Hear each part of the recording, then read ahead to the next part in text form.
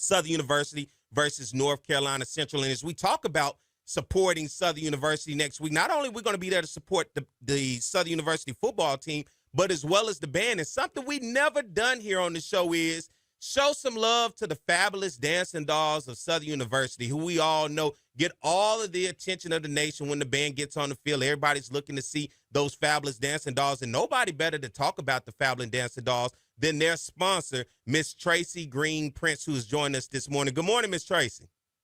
Hello. How are you this morning? Doing good. How about yourself?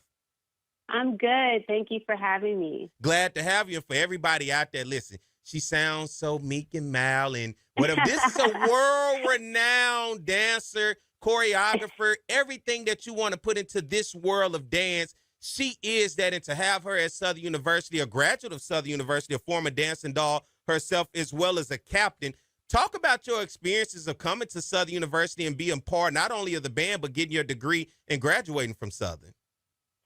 Are you referring to when I was at Southern or right now? When you was at...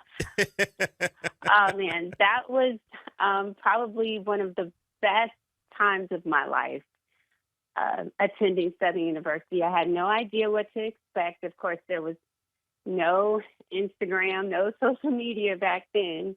And I'm from Chicago, so traveling to Louisiana was definitely a culture shock, but I adjusted so quickly because of the jukebox and my jukebox family, Dr. Isaac Greggs, his family, all of the dolls that were my sisters and my friends there, they embraced me, and it was my home away from home. You know, you served as the dancing doll captain from 93 to 95 under the leadership of Dr. Isaac Greggs. And, you know, you have come back to give your services through a long career of success that you've had to come back and be a part of the university, more particularly the fabulous dancing dolls. What was it that you said, you know what, now is the time for me to go back and do my due diligence, do my service for the institution that gave me an opportunity? Yeah, that's a great question. When Dr. Taylor reached out to me in 2022, I was really honored. I'd been watching the dolls on and off for a while, and I have a nonprofit organization, Culture Arts Initiative, that gives back to young dancers. And I come back to visit Southern every now and then to judge the auditions. And so I was kind of thrilled at the idea of impacting the doll's legacy in a different capacity than I did as a student. So I guess, you know, once the opportunity was presented to me, I was kind of like, well, why not? Like, I do have something to offer. I think it's really important to graduate, leave, grow, discover what's out there in the world so that you do have something to come back and give. Mm-hmm. And I felt like after observing them for a while, they were doing absolutely great. I was like, okay, if I can't add value to the organization in some way, then it's not for me. And I felt that I could add value. And I also felt like the organization could add value to my life and what I was doing at the time as well. So that's really the reason. I just said, okay, if I can't impact the organization or the young people in the organization, then what would be the point? And it's been thrilling ever since. I've really enjoyed it. And I love the dancers. They're wonderful, talented young ladies. I absolutely love the staff. They care about the students. Yeah, it's been a really great opportunity for me as well. Your motivation and love for dance, what fuels that fire from when you first started to even now with teaching it, even going along with your nonprofit and everything else that you're involved with when you're talking about that area? You know what? Southern had a lot to do with that, surprisingly. You wouldn't think so, but, you know, that's why so many people who were in the band or even attend Southern, you know, but mostly like jukebox alumni, why they speak so fondly about their time in the band. It leaves such a lasting impression on your life, and it when you go out in the real world, you actually really do believe that you can do it all and you can conquer it all. And Dr. Gregg and the staff at that time kind of gave you a you can't fail, like a failure is not a possibility kind of mentality. So when I went out to California and New York to just kind of go after my dreams, all of the discipline and the work ethic and stuff that I gained at Southern helped me in doing that. And even the failures, like the wins and the failures, is just having that tenacity to bounce back and keep going and believing in yourself and believing in a strong work ethic and a community of people around you that'll support you and push you, or not support you and push you. Either way it goes is a privilege, right? Mm-hmm. And then at some point I was just like, it's time to settle down and be more of like a director and less of a performer, and see how I can reach people in that capacity, but still do what I enjoy doing. But Southern helps so much with that. I can't even. I mean, if I truly say this to everybody: if you can make it at Southern, you can make it anywhere. You really can. There's no pacifying. There's, if you want it, you got to go out there and get it. You got to grind, and you got to make it happen for yourself. Let me ask you, because the Fabulous Dancing Dolls, of course, they are the inspiration when you see little girls around the stadium or at a parade. When they see those dolls, they want to do the same thing. You see them doing the 8 counts and whatever else. It becomes a dream of one day what they want to be. And as each generation has its own style, its own way, as we've watched the dolls evolve. But now in this age of social media, the comment sections, YouTube and everything else where people have opinions, how do you work as the sponsor to make sure these young ladies stay level-headed and don't get into the comments or be so much worried about what others have to say in this world in which people care about others' opinions so much? Yeah, it's so interesting because I have to have this conversation maybe twice a year with them. It truly is considered a source. So first of all, we encourage them not to read the comments. Everyone has an opinion. Everyone's entitled to their opinion. But considering the source would mean, is it someone who you truly value their opinion? Have they ever been on the field before? Have they ever done or have they ever demonstrated the skills that you have? Are they extremely talented? Do they give back?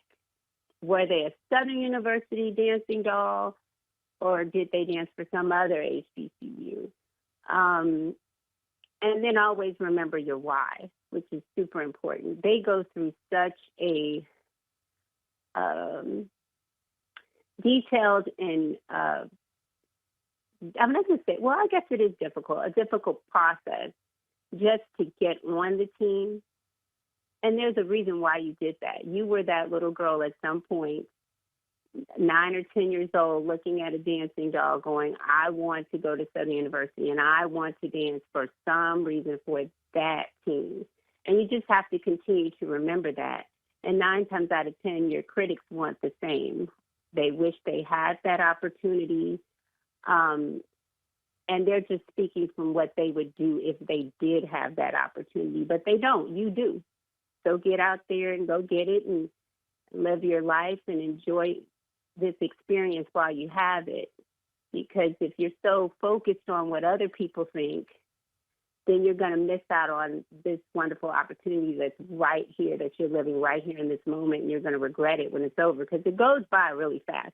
My 4 years went by extremely fast.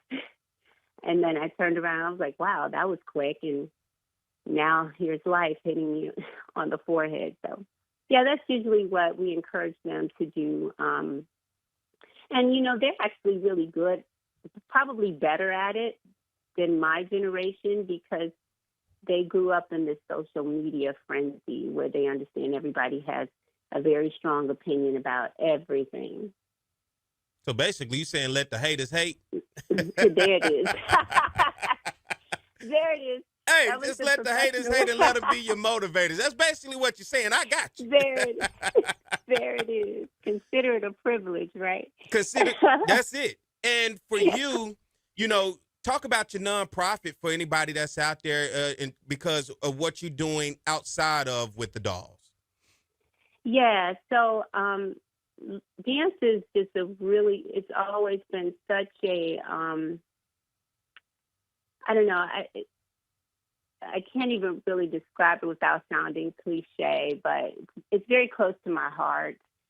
And my mom pretty much did everything on her own as I was growing up. And I saw the struggle and everything. And I was a dance studio owner for about 10 years before I started a nonprofit organization. I had some students that were extremely talented. They wanted to get out there and dance at Ailey and all these other places, and they were afforded the opportunity, but they didn't have the funding. So I was like, once again, if there's something I can do to help, I'm going to help. And I started a nonprofit organization just to initially get them the funding that they needed. And it's grown in such capacity. We have an annual show in Houston for college scholarships. And we've been able to afford, I think, probably at this point, maybe 10 to 15 students to attend a college of their choice as long as they study dance. And we've awarded $100,000 in scholarships thus far within the past 7 years. We send people, young people to New York to study and train, even overseas to study and train. The idea is just to empower young Black dancers to pursue their dreams, because affordability shouldn't really be an excuse if they really want to do it. And it's really, it's probably one of the things I'm most proud of in my life because I've seen the impact. So we're going to continue doing it and continue to make an impact. But yeah, that's what I do. That and the dancing doll director. Well, I appreciate you what you do with your nonprofit by giving opportunities, because for some people, they just need an opportunity. They just need somebody to believe in them and open that door to be able to help usher them into that next part of life. And thank you for what you do in terms of being able to continue to do that and sowing back into the community. And for you, what can fans expect out of the 2025-26 Fabulous Dancing Dolls this year? Oh, wow. They are such a talented group. I tell people all the time, I'm so amazed by the level of talent that auditions every year. The talent pool gets, wow. I mean, even from where they come from, we had a young lady audition from Paris, France, and it just blew my mind. Wow. The reach that we have here at Southern and the band has. But you can expect to see some extremely talented young women who collaborate well. You're going to see the chemistry immediately, just working with them recently. They have such joy in their hearts. They're really enjoying each other. You're going to see them light up the field like they always have. When I say talented, they're technically trained. They're great performers. They're going to give you that energy. And they're just pulling out all the stops. So we're just really, really excited for the year.